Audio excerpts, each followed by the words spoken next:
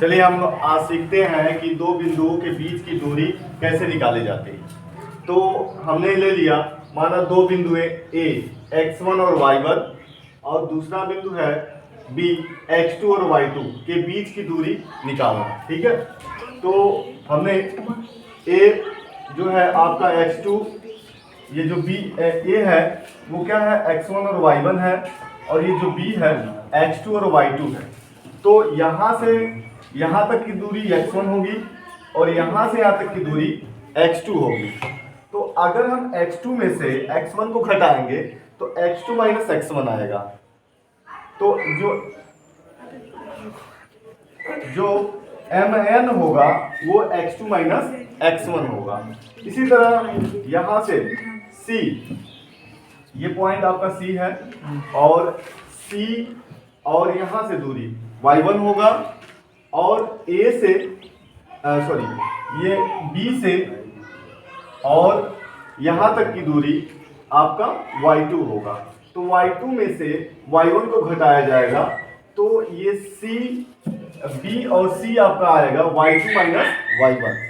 फिर इसी तरह अगर ये दूरी mn जो है x2 माइनस x1 है तो a1 जो ac जो दूरी होगी x2 माइनस x1 होगी।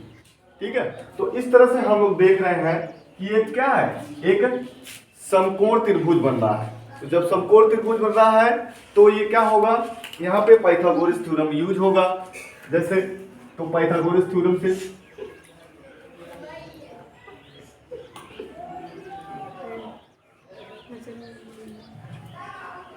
प्रमेय से क्या होगा, देखिए ये आपका कण है और ये आपका लंब होगा और ये आपका आधार होगा। तो हम लोग पाइथागोरस थ्योरम से जानते हैं आधार कण का स्क्वायर बराबर लंब का स्क्वायर बराबर प्लस आधार का स्क्वायर। ये पाइथागोरस थ्योरम में पढ़ाया गया है। इसके बाद तो हम लिख सकते हैं ए बी का स्क्वायर बराबर